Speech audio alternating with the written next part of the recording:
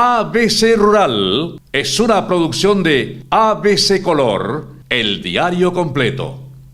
Maiteiroripe, Menguanaco, Árape. Muy buenos días. A partir de ahora, ABC Rural le trae el campo a su casa, mostrándoles todo lo referente a la agricultura, ganadería, tecnología, comercios y servicios, comprometidos y convencidos de que en el campo está nuestro futuro. Hemos visto cómo las plantas medicinales se han convertido en algo muy importante para el pequeño productor, ya que puede producir en pequeñas y grandes cantidades, tanto para el comercio local como internacional. Pero ahora vamos a trabajar con el ingeniero agrónomo Alfredo Salinas Dayud y nos va a mostrar una planta muy especial, que es de Cambá Acá, y él nos va a hablar de sus propiedades y la producción. Dentro de los trabajos que venimos haciendo de investigación con plantas medicinales en el Ñembucú, una de las especies que nos dio ya muchas satisfacciones por los resultados, por los testimonios de la gente, especialmente la gente que sufre de una enfermedad llamada diabetes. En el campo la gente lo conoce como el famoso tugui azúcar, le dicen, o sea, azúcar en la sangre. Y producto de un comentario con una abuela del campo, descubrimos una planta medicinal muy buena que se llama Cambá Acá. Es justamente es un árbol que crece en los humedales o a orillas de los arroyos, de los riachos, de las lagunas, de las aguadas. Su nombre científico es Guasuma ulmifolia. Cambá Acá es una planta medicinal que controla aproximadamente 40-50 patologías. Entre esas patologías sobresale la diabetes. En México se utiliza bastante la planta, ¿verdad? Con otro nombre, por supuesto, porque el nombre guaranítico es de Cambá Acá. ¿Por qué el nombre de Cambá Acá? ¿Qué significa? Ese nombre surge justamente a partir del fruto de la planta, porque esto cuando madura empieza a adquirir un color negro, ¿verdad? Muy parecida a la cabeza del mulato, diríamos, del cambá, que nosotros le decimos en guaraní, que es el mulato. Entonces el cabello encrespado sería más o menos el significado de la palabra cambá acá. ¿Qué partes de la planta se pueden utilizar? Como hemos tenido testimonios muy importantes, se puede utilizar la hoja de la planta para producir té de cambá acá, en el combate contra la diabetes, y también se puede utilizar. Aquí voy a mostrar un poco la corteza de la planta. Uno puede sacar también la corteza, hay que hervirla porque es más dura, ¿verdad? Que ella pueda liberar los componentes químicos que tiene, ¿verdad? Sin embargo, las hojas, esto sí ya se recomienda hacer una infusión de la hoja de cambá acá. O sea, ¿qué significa infusión? Significa poner justamente esto, 4 o 5 hojas de esta en un pocillo, ¿verdad? Y se vierte el agua caliente encima. Se deja 10-15 minutos, se tapa eso, se deja 10-15 minutos y después uno ya puede tomar como té. ¿Existe el resultado del uso del Cambá Acá?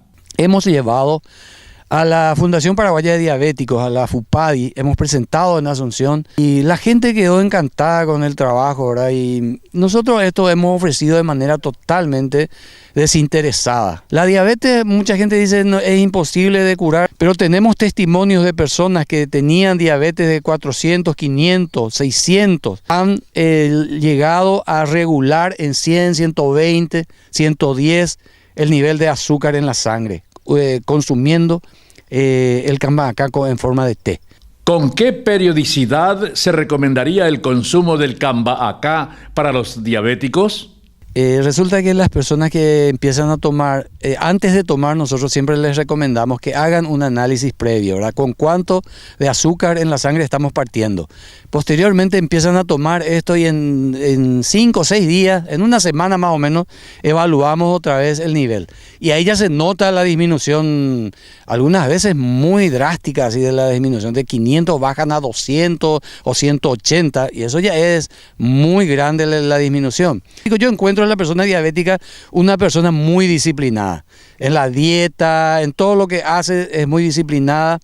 Y entonces como se controlan permanentemente, ellos van a ir regulando con eso el consumo del cambá acá. Todos los testimonios que tenemos hasta hoy día del consumo de cambá acá nos demuestran de que resulta la planta. Es buena, controla, baja el nivel de glucemia en la sangre, de azúcar en la sangre, y eso es muy importante.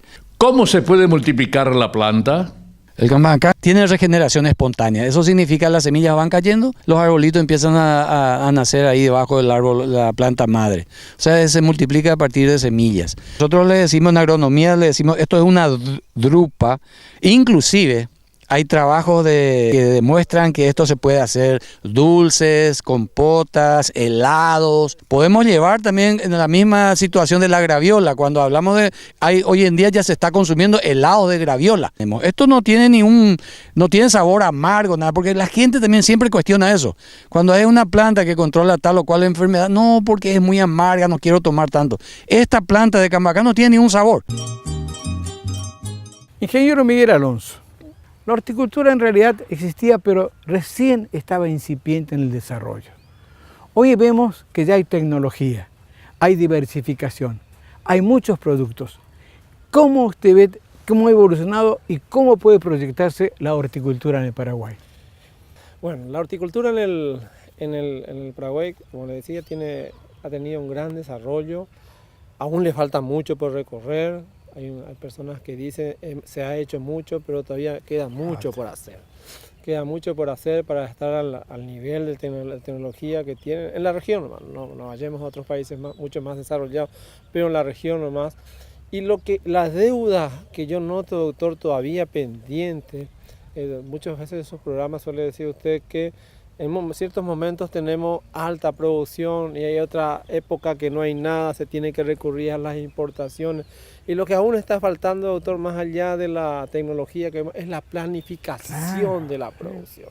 No se ha logrado todavía regionalizar el país para que cada parte del país tenga su producción en cierta época del año y no haya una Y una cosa que decía ingeniero, hay que hacerlo escalonado y de acuerdo a los requerimientos que va teniendo el mercado. Exactamente. El escalonamiento a veces no solamente hay que hacerlo en forma predial, sino interpredial.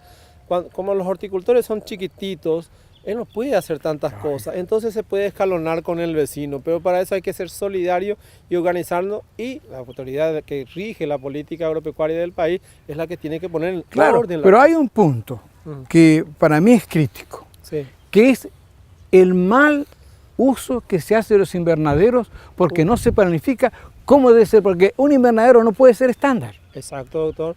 Han mejorado un poquitito, pero me retrotraigo a unos 5 o 6 años atrás. Se hacían invernaderos, aparentemente la forma que yo veía era como sacar de Google, lo copiamos y lo hacíamos con dimensiones y orientaciones que no condicían con nuestro clima. Son invernaderos preparados para el frío, y lo que aún los colegas no entienden es que nuestros invernaderos tienen que estar preparados para el calor. Y aparte, para ver la parte improvista, que si hay una helada, existen técnicas para cubrir dentro de un invernadero con técnicas especiales como mantas térmicas.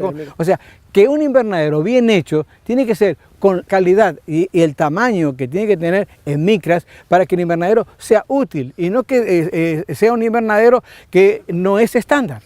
Hasta ahora, si usted mira nuestros tomateros, son personas más o menos que tienen 65, 60 años, que todavía tienen en su disco duro la época que se exportaba el tomate. Y ellos siguen sembrando hasta ahora, como en la época de la exportación, marzo, abril, después toda la cosecha sacan en septiembre, octubre, y no hacen cortes de ruta, que el país no tiene por qué tolerar eso. Pero para eso hay que planificar, y como usted dice, el invernadero es una herramienta más, igual que las casas de malla, que nos va a permitir producir todo el año. Hay que sacarse ya de la cabeza esa época de que se exportaba, porque el país necesita producción y le está costando millones de dólares todos los años importarlo por una mala planificación en la producción. Claro, pero hay dos cosas.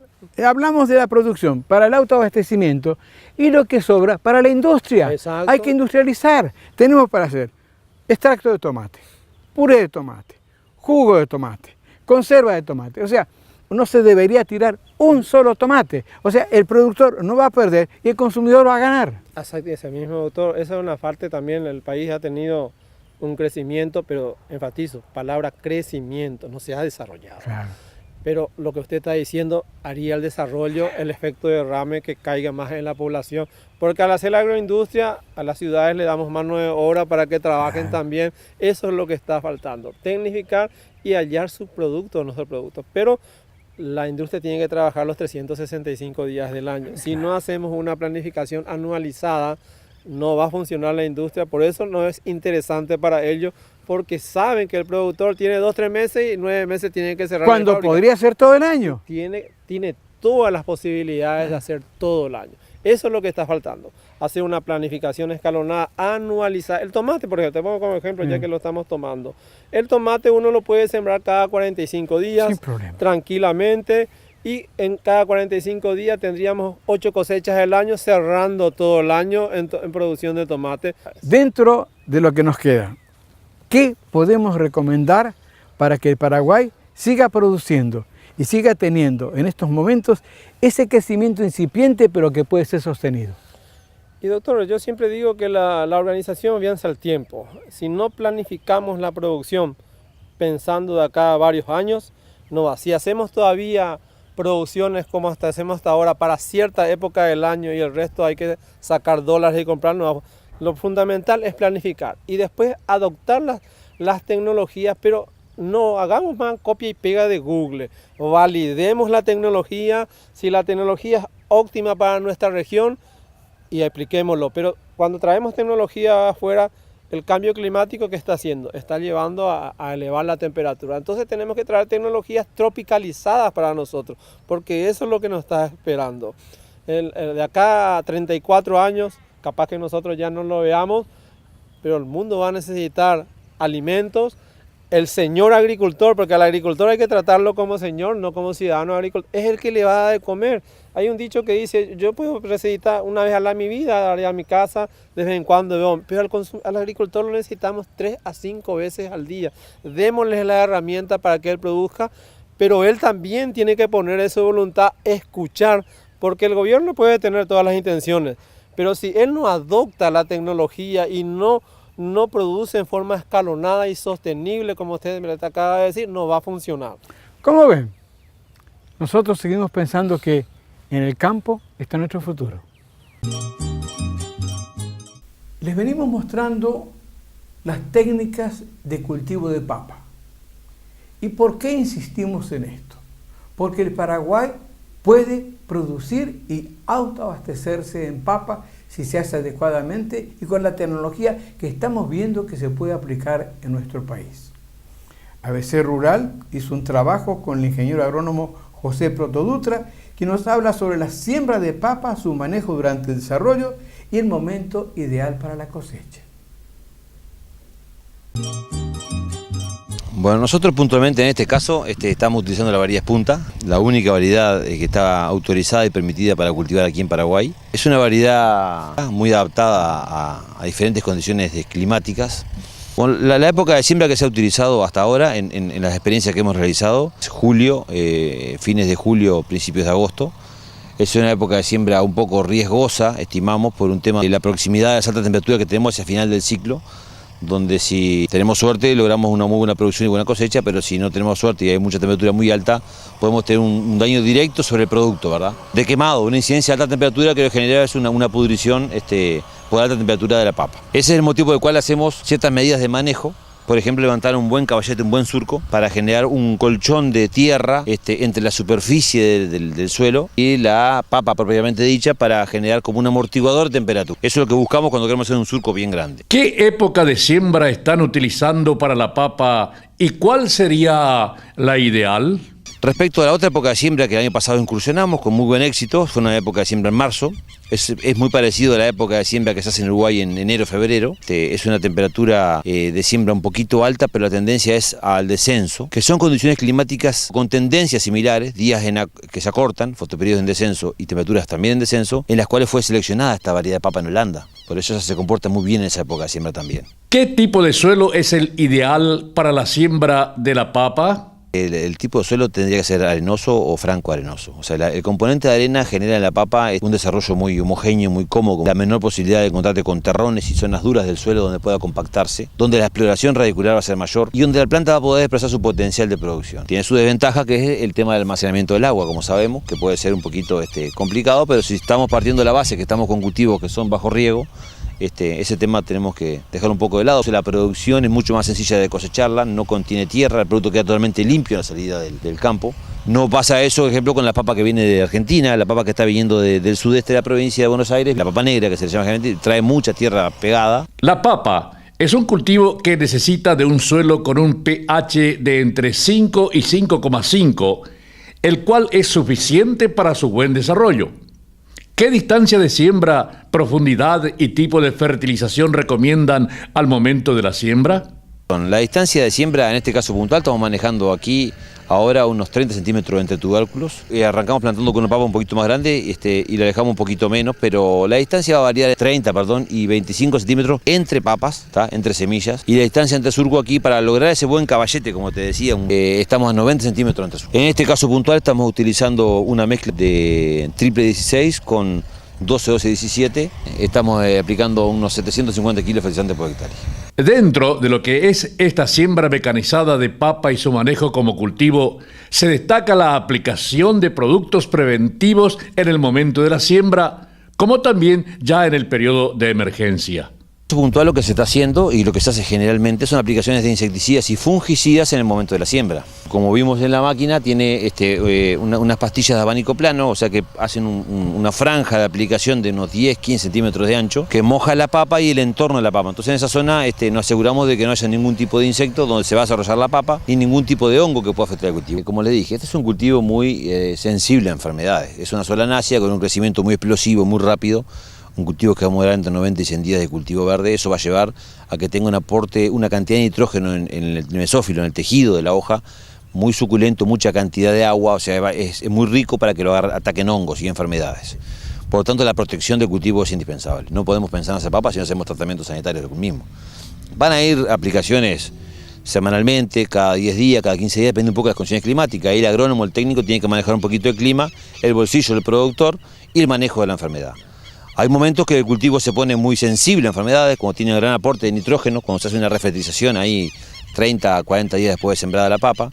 Ahí hay un momento en el cual las enfermedades se ponen un poco agresivas y tenemos que estar muy atentos al seguimiento sanitario, monitorear la enfermedad. Es un tema de aplicación de fungicidas preventivos, se aplica sobre follaje con cualquier máquina. ¿Hay un momento en el desarrollo del cultivo de la papa en el cual el productor debe estar más atento que otras etapas? La papa te implica estar arriba del cultivo de todos los días o día por medio. No, te obliga a eso. Es un cultivo de mucho costo, es un cultivo de mucha inversión inicial, la semilla es muy cara, la producción en sí es cara. Si bien el rédito que te genera es importante, implica estar atento porque hay mucho interés puesto ahí. Sin lugar a duda que la etapa de crecimiento posterior a los 30 días después que el cultivo emerge, hasta los 60, donde el cultivo genera todo el crecimiento vegetativo, es un cultivo ahí que de una semana a la otra se transforma, ¿no? Se cierra el surco, florece, ahí hay mucho nitrógeno, la planta está vegetando, está produciendo mucha hoja. Luego de ese momento la planta florece y cesa el crecimiento foliar. Y empieza ahí a traslocar hacia tubérculos, hacia los lugares donde va a reservar sus carbohidratos que está produciendo en hoja, hacia el tubérculo. Ahí en ese quiebre se genera un desbalance en la planta a nivel nutricional, donde empieza de a poco a debilitarse la planta, a envejecer, y se empieza a preparar para su muerte. En la muerte del cultivo lo que genera es su descendencia, y la descendencia es lo que yo quiero vender, que es la papa. O sea, la planta florece, llega a su etapa reproductiva y empieza a traslocar. Entonces ahí se envejece el cultivo y ahí le pueden entrar otras enfermedades. Esa etapa, de ahí en más, empiezan a atacar otro tipo de enfermedades que tenemos que estar muy atentos, porque ahí está, sostener ese periodo de muerte, prolongarlo en el tiempo, alargar su senescencia, es donde yo logro tener el éxito en mi cultivo. Ahí están los kilos de papa que yo quiero lograr. ¿Qué otros detalles debe tener en cuenta el productor, sea en el tema de cuidados del cultivo y de comercialización? Uno de los temas que tenemos sin lugar a dudas son los proveedores de insumos para el cultivo. O sea, dado que es un cultivo que es un poco no muy común todavía, resulta que tenemos algunos insecticidas que son puntuales y de uso específico para papa, algunos herbicidas preemergentes. O sea, nos faltan insumos que son específicos para este tipo de cultivo. Es lógico que pase eso. Entonces a veces hay que hacer algún tipo de invento, una mezcla, un ensayito, unas pruebas para buscar alternativas de cultivos extensivos, soja, trigo, traerlos hacia la papa a ver si podemos de esa forma lograr algo. Después el otro tema que hay importante, creo que es el que más puede afectar al productor, es la parte comercial. El abastecimiento de la papa a Paraguay siempre ha sido a través de papa argentina, papa negra. Entonces hay una tendencia al ama de casa, vos te parás en una góndola en el supermercado y se venden 10 kilos de negra contra una papa nacional, ¿tá? Una papa que no es negra, porque la papa es la misma variedad, exactamente la misma variedad. La diferencia es que es cultivada en diferentes tipos de suelo. Y el negro se lo está dando la tierra, no se está dando la variedad. La variedad es la misma, se consume igual, tiene el mismo sabor, es la misma papa y en los dos casos hay que pelarla para comerla. Entonces el color de la papa es totalmente cosmético y no incide en nada. Pero hay una tendencia y una creencia del consumidor, que es la que yo tengo que atacar y convencer de que mi papa es lo mismo que la negra, ¿tá? De que es exactamente la misma variedad de papa. Es la misma papa. Cambia la tierra donde se cultivó solamente. Eso es una pelea que tenemos que lograr ganar para poder desarrollar el cultivo a escala, ¿verdad? ¿Cuáles son algunos de los problemas o errores en los que incurren los productores de papa? No podría, porque es el método tradicional y tengo que respetarlo porque hasta ahora se ha hecho así y da resultados. Son cosas que yo técnicamente no las comparto y las intento cambiar. Lo primero que me llamó la atención cuando pisé acá esta tierra es ver cómo se plantaba la papa sin hacer surcos. Yo veía que la papa se plantaba en lo plano y en todo el mundo se plantan surcos. El surco genera una zona de humedad del suelo. Tú imagínate que cuando llueve el agua va a ir hacia el fondo del surco y esa zona va a quedar siempre húmeda pero aireada. Nosotros tenemos que recordar eso. Nuestra cosecha, nuestra producción está debajo del suelo. Yo necesito una zona de humedad, pero no de anaerobiosis, no de que falte aire, no que tiene que estar anegado, no. Eso es malísimo para la papa. Se pierde calidad y se pudre la papa. Tiene que estar siempre en zona húmeda, tierra húmeda. O sea, hay todas las complicaciones y desventajas de cuando tú plantás en suelo plano. No tengo que dejar desconocer de que la gente lo hace, lo practica el agricultor paraguayo y logra buen éxito. Entonces yo tampoco puedo venir a pensar de que mi tecnología es la correcta. Yo estoy observando, yo practico mis ideas en el campo y observo lo tradicional, que tengo que aprender de eso, porque por algo están ahí y siguen estando.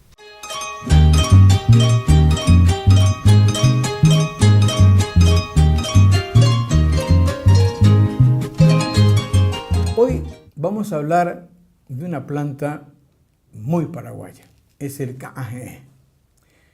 Lamentablemente, por problemas comerciales, se la conoce como stevia, pero en realidad ese es el nombre científico, que es la Stevia rebaudiana bertoni. Y aquí hay dos puntos. Uno que es que Bertoni no fue el que descubrió el cajé, sino que los indígenas del norte, de Concepción y toda esa área, donde es nativa la planta de cajé, allí es donde se hace realmente el descubrimiento de la planta que lo hacían los guaraníes, que no todos los pueblos guaraníes manejaban el cajé. Por eso, aclarando esto, hablamos del sabio Moisés Bertoni, también tenemos que hablar del sabio paraguayo Rebaudi, que fue el primero que cristalizó el cajé y fue el primero que identificó el estebiócido. Entonces, eso nos permite a nosotros hoy en día tener una planta nativa que fue llevada después a Japón, a distintos lugares y se fue aclimatando. Pero las propiedades que tiene la planta nativa de cajé, tanto la hoja como el tallo, solamente son aquellas que salen de las variedades que se han hecho en el Paraguay para que ésta mantenga sus propiedades, tanto endulzantes como medicinales. Vamos a ir viendo varias cosas de qué se puede hacer con el cajé. Mientras tanto, yo voy a preparar un rico cocido, un poco de hierba y también unas hojas de cajé. Puedo hacerlo con la hoja o si no, con la hoja molida de cajé y automáticamente preparo un exquisito cocido mientras seguimos hablando del cajé. Fíjense ustedes que aquí nosotros estamos hablando de la planta de cajé. Esta es la semilla de cajé. Pero más tarde le vamos a mostrar cómo se multiplica el cajé. Porque es muy difícil de multiplicar con la semilla de cajé, que es muy volátil y aparte tiene poca viabilidad. A los 90 días prácticamente esta semilla pierde viabilidad. Por eso, esta semilla, si yo la planto, posiblemente no salga nada. Por eso la multiplicación se hace por esquejes, por eso vamos a ver después cómo se hace. Y otra cosa, el KGE para producir debe hacerse con riego. Sin riego no se los recomiendo. Se puede producir perfectamente bien 3.000-4.000 kilos por hectárea sin ningún problema. Y además de eso, cuanto mejor está trabajado, mayor rendimiento hay. Y hay muy buen precio, no solamente en el mercado nacional, sino internacional, ya que la FDA de los Estados Unidos ha permitido que hoy en día el KGE pueda ser vendido como un endulzante. Fíjense, este es un chocolate hecho en Bélgica a base de chocolate y endulzado con KGE. También la yerba mate que se vende en los Estados Unidos, endulzado con KGE, eso va con sus bolsitas. Entonces, esto está hecho, todo es Made in Paraguay. Después tenemos chocolates que están endulzados con KGE. También tenemos para endulzar jugos y ya en otros países se hacen cremas para untar los panes, que son cremas endulzadas con KGE. Tenemos otra cosa. La hoja es la que utilizamos como endulzante. La rama nos sirve como endulzante, pero sí es muy importante para la nutrición. ¿Por qué? Porque puede ser utilizada en las raciones con la hoja en los rumiantes. Pero la rama seca se puede poner, esta era una caña blanca. Se le puso aquí unos 5 palitos secos de KGE y después de un mes empieza a tomar este color que es como un ron muy lindo y yo le pongo algunas frutas como la uva pasa o la ciruela pasa y para que tenga un gusto diferente. Pero no le produce el dulzor, sino que hace que el alcohol pierda esas propiedades tan malas que muchas veces tienen cuando no es una caña tratada, no es envejecida, que es el dolor de cabeza producido por los fenoles. Aquí viene un dato. Lo que la rama del KGE hace en 30 a 60 días, el roble lo hace en 10 años. O sea que para consumir un alcohol de buena calidad, pueden hacerlo a través del tratamiento que no necesitan 10 años de envejecimiento. Con 30 a 60 días tienen un alcohol de primera calidad. Como ven, no solamente se puede utilizar en nutrición humana, también en vegetales. Este es un abono foliar hecho de KGE, envasado en Japón. Este es el mismo abono que se produce aquí. Algunos a esto le llaman jarabe, yo le llamo caldo, porque como no tiene azúcar, no podemos hablar de jarabe.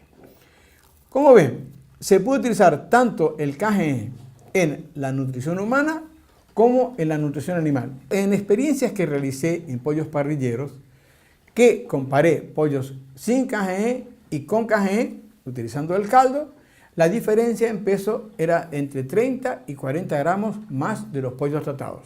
El mismo trabajo lo hicimos en España con cerdos. O sea, que no solamente puede ser utilizado para el consumo humano, sino también para el consumo animal y para los vegetales. Se han tenido resultados excelentes utilizando al KGE, tanto lo que es la rama como la hoja, para hacer cosas muy interesantes.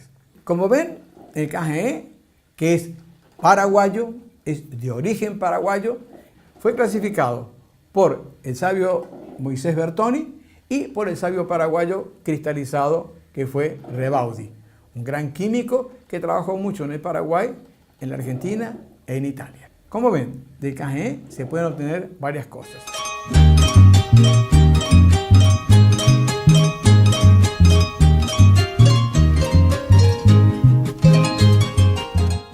La producción ganadera en el Paraguay cada vez está mejor y sigue creciendo porque hay una demanda, no solamente interna, sino externa.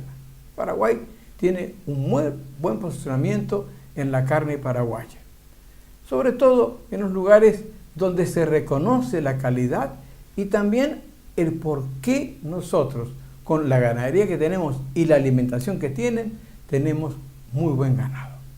Pero hay puntos que hay que tener en cuenta. Uno de ellos es el pesaje electrónico en ganadería de precisión.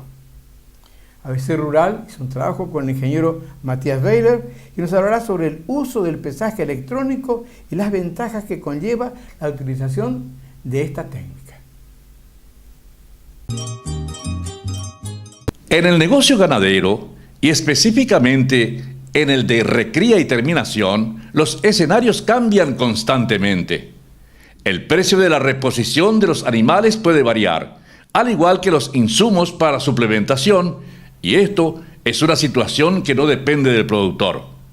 Pero lo que sí puede hacer el productor es tomar decisiones. Sin embargo, para eso se deben contar con datos precisos.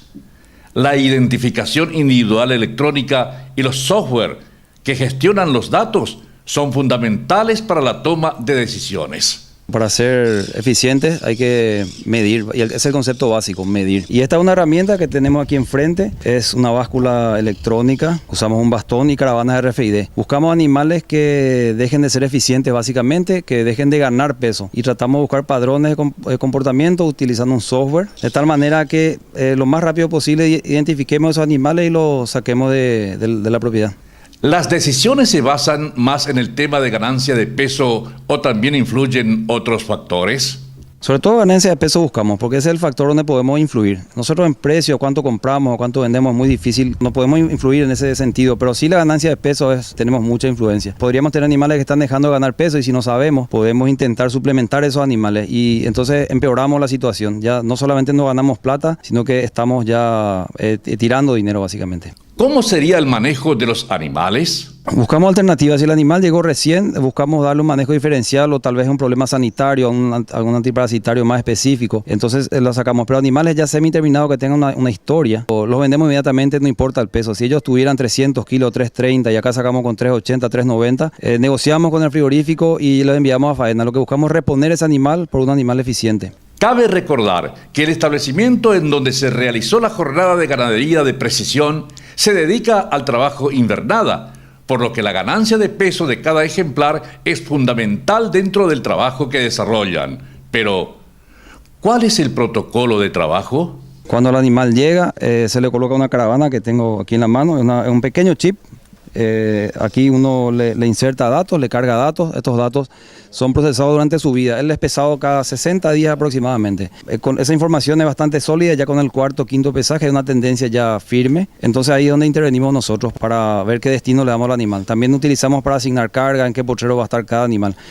Salimos del promedio y entramos en individuos básicamente. Trabajamos con individuos. Nombre y apellido tienen los animales, por decir de alguna manera. Las caravanas sirven para ubicar a los animales. ¿En qué parte del establecimiento están? Yo puedo ubicarlos, yo puedo decidir, por ejemplo, que los 50.000 kilos más livianos podamos llevar a un potrero específico y sin problema lo puedo hacer. ¿Cuáles serían otros datos que se podrían obtener con este sistema electrónico? Yo puedo también evaluar a mis proveedores fácilmente. Yo puedo saber, por ejemplo, a qué campos pagarle más por el rendimiento que tienen sus animales. Entonces buscamos básicamente, eso es lo que buscamos realmente. Porque nos dedicamos a la invernada aquí. Si fuera cría, creo que es mucho más importante para un criador esto que para alguien que hace invernada. También favorece al trabajo de los personales. La gente aprende muy rápido. Hoy gracias a los teléfonos inteligentes están muy abiertos a esto. En este campo en específico la gente maneja prácticamente sola, sin que yo esté presente, toda esta información sin problema y los equipos de esto. Una vez que termina un pesaje, si yo no estuviera presente, el operador en este caso tiene una aplicación en el teléfono, así que sencillamente envía esa información vía mail y me llega en Excel el pesaje. Yo puedo ver, esté donde esté en cualquier lugar del mundo, al minuto y segundo que él fue pesado. Esa información es muy difícil de cambiar inclusive, prácticamente inviolable. Funciona como una auditoría también de paso. ¿En cuánto tiempo están terminando los animales? En este caso es un establecimiento que se dedica a la invernada de hembras netamente, solamente vaquillas. Estamos en un promedio de 14 meses aproximadamente. Ellas entran con 200 kilos y ya salen con 380. Mercado a Chile básicamente hacemos eso. En nombre del Departamento Rural de ABC Color, queremos agradecerles la gran demanda que hay de este trabajo tan lindo de recopilación que se hicieron sobre agricultura y ganadería de precisión. Es un material que está disponible en todas las regionales del país y además, si usted nos necesita, en cualquier lugar del mundo, solicítenos a rural@abc.com.py. Este es un material que se puede utilizar tanto en el teléfono, también en la tablet o si no, automáticamente en la computadora. Ahí van a tener un material muy lindo sobre agricultura y ganadería de precisión. ABC Rural TV le trae el campo a su casa. Para cualquier consulta, los invitamos a escribirnos a rural@abc.com.py o llamarnos al 41 51 502 que con gusto les responderemos. En el bloque de correspondencia tenemos una carta del señor Gabriel Villanueva, quien se comunicó con la producción a través de rural@abc.com.py y nos pregunta si podemos pasar un material sobre confinamiento de ovinos. Estimado Gabriel, gracias por comunicarse con nosotros. Le invitamos a ustedes también que lo puedan hacer a través de ABC Rural en nuestro correo de abcrural.com.py. También pueden ver nuestros materiales en nuestro canal de YouTube, donde usted tiene en el momento aquello que usted necesita. Estimado Gabriel, vamos a pasar un material que hicimos con el señor Billy Gossen. Nos va a mostrar cómo es un confinamiento de ovinos en Filadelfia, Chaco, paraguayo. Hace muchos años tengo un sueño tener una producción ovina acá en el Chaco.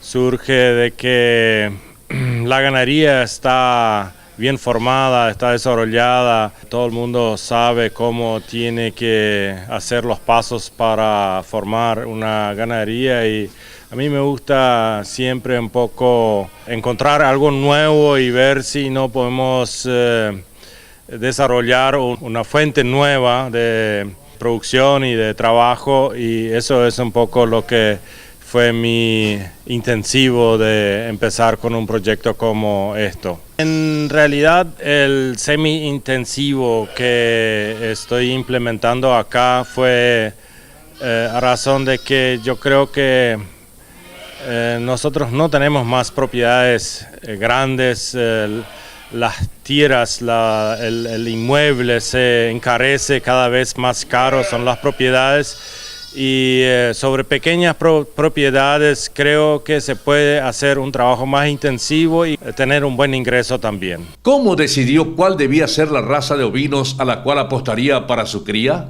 Esto fue un tema que analizamos con otros que están en el tema ovino y no hay. Vos podés comprar hoy de un vecino 10 hembras, con el otro 20 y así puedes juntar. Y si tu proyecto es 1000 hembras, es muy difícil de traer, de comprar acá en el país. Y mucho menos de un nivel genético y de un estándar unificado. Conversé con gente que estaba en ese tema y que trajo de otros países, en ese caso específicamente Uruguay. Y la raza Corriedale en Uruguay es la más tradicional y cruzan con el Poll Dorset por el tema de la carne. Esa cruza nosotros trajimos acá al establecimiento por la única razón de tener una línea unificada de lo que queríamos, ¿verdad? ¿Cómo fue la adaptación al Chaco Central de estas ovejas cruza de Corriedale y Poll Dorset? Bueno, el primer grupo que trajimos de Uruguay nos basamos mucho en las informaciones y sugerencias que nos dieron otros cargas que se trajo de allá y fue largar al campo abierto, o sea, una parcela y dejarlo ahí. Tuvimos mucho problema con calambre, con fiebre y también con mortandad. Eso fue la primera experiencia que tuvimos. En la segunda partida nosotros ya teníamos este local instalado y ahí yo le dije al personal que vamos a encerar, vamos a darle heno y agua y hacerle descansar. Y A partir de ahí ya no tuvimos más ni calambre, ni fiebre y mortandad prácticamente cero. De acuerdo a lo señalado por el señor Gossen, en noviembre de 2014 ha importado una primera partida de un total de 1.100 animales desde el Uruguay y actualmente estaría contando con unos 2.000 ejemplares ovinos en su establecimiento, ubicado en la colonia Ferney. Atendiendo al sistema de cría que está utilizando y que el productor denomina como semiconfinamiento, debido a que desde la mañana hasta aproximadamente las 3 de la tarde los animales están a campo y luego son traídos al imponente galpón de 100 metros de largo, donde reciben su ración y quedan dentro del corral móvil para luego ser liberados al campo a la mañana siguiente. Le consultamos cómo surge la idea de adoptar este sistema de cría. Yo estuve buscando mucho un sistema donde podemos instalar, o sea, hacer un sistema semi-intensivo, y viajé hacia Argentina, hacia Uruguay y no encontramos. Busqué mucho en la internet y encontré proyectos similares como esto en Colombia. Vía internet contacté con la gente, pregunté un poco cómo piensan sobre un sistema como eso, y allá estaban muy contentos con este tipo de instalaciones y bueno, hice prácticamente una copia de ellos. ¿Podría hablarnos de las medidas del galpón y otras partes de las instalaciones? El galpón tiene 100 metros de largo y unos 20 metros de ancho. El corral es más grande, tiene la misma superficie fuera de techo también. Tiene un sistema de corralón alrededor del corral y de lo que es las particiones son todos portátiles, móviles. Son desarmables y de acuerdo al tipo de trabajo y a los grupos que necesitamos, partimos los compartimientos. El señor Gossen explicó que para los comederos han utilizado un poco de imaginación. Si el comedero es un tubo, un caño plástico que partimos a la mitad de 40 y prácticamente, o sea, seleccioné este producto, o sea, ese tubo porque es liso por adentro, fácil de mantenimiento y de limpieza, que es muy importante. Un punto muy importante que tuvo en cuenta nuestro entrevistado tiene que ver con el aprovechamiento del techo del galpón para poder colectar el agua de lluvia. Recordemos que en la zona del Chaco Central, la falta de agua potable sigue siendo uno de los principales problemas. Y con este sistema de colección de agua que por gravedad el líquido es dirigido hacia un tajamar, por lo que tienen la posibilidad de contar con una interesante reserva para épocas complicadas. Atendiendo a que cuentan con unas 2.000 ovejas, le consultamos a nuestro entrevistado las dimensiones del terreno en donde está desarrollando el proyecto de cría de ovinos en semiconfinamiento. La propiedad tiene 250 hectáreas, que es una propiedad típica de la aldea de las colonias de la colonia Fernheim. La propiedad cuenta con 37 parcelas que son de 5 hectáreas aproximadamente. Algunas son un poquito más grandes, que tenemos aproximadamente 200 hectáreas de pastura que utilizamos dentro del proyecto. El sistema es por rotación y en una parcela los grupos individuales pastorean aproximadamente 4, 5 a 6 días, depende un poco de qué época del año, ¿verdad? ¿Por qué eligió madera para la construcción y no una estructura totalmente de metal que tal vez podría tener una mayor duración? Elegí madera, que es un eucaliptus tratado que se hace en oriental.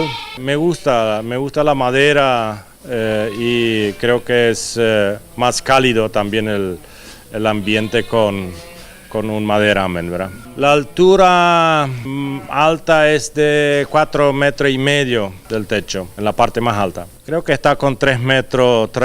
Sí, este galpón tiene un sistema de venteo, un techo que es prácticamente donde va el corral y donde está el caminero para darle la suplementación. El techo es más alto y tiene un sistema de areo, ¿verdad?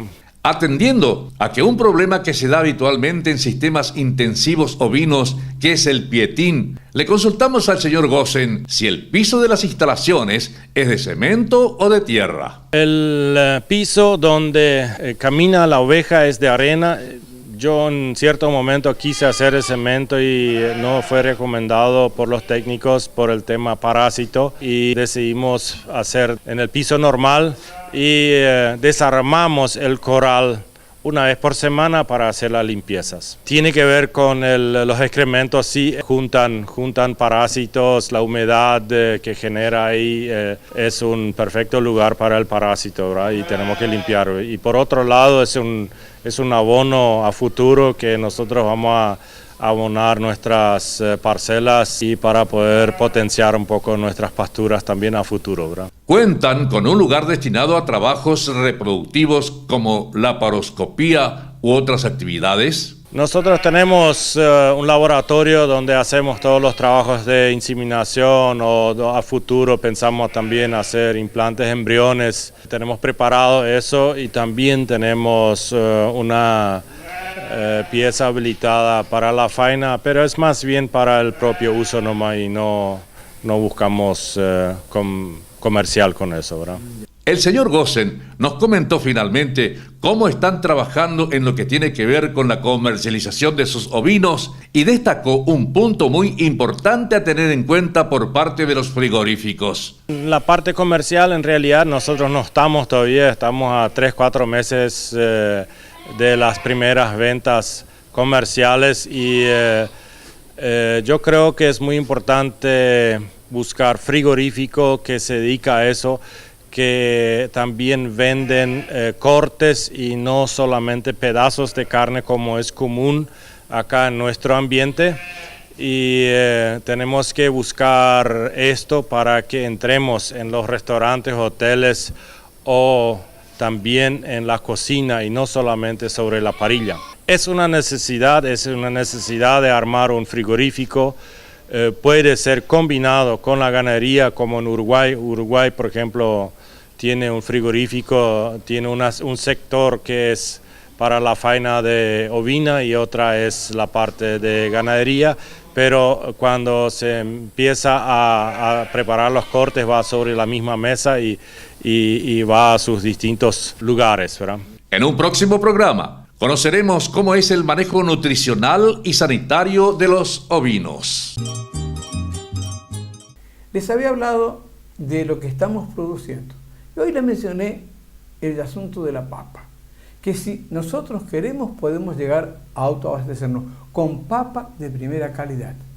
Lo mismo lo hacemos con otros productos, como el tomate, el ajo, que lamentablemente se importa porque no hay una programación escalonada que permita que estos productos lleguen a tiempo al mercado.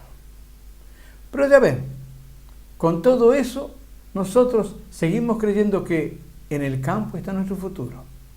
Y vemos cómo se produce, cómo se industrializa, y eso se hace con muy buena calidad. Por eso les recomendamos que consuman lo que Paraguay produce. Pero recuerden que la educación es la base del desarrollo de las comunidades. ABC Rural les trae el campo a su casa por ABC TV. Y nos pueden ver en el canal 50 de Personal TV, canal 10 Claro TV y canal 10 de Copaco TV. También estamos con todas las cable operadoras del interior del país. Además llegamos a todo el mundo a través de la señal de internet ingresando a www.abc.com.py, como también en el canal Agrotendencias, que se emite en Venezuela y todo el Caribe.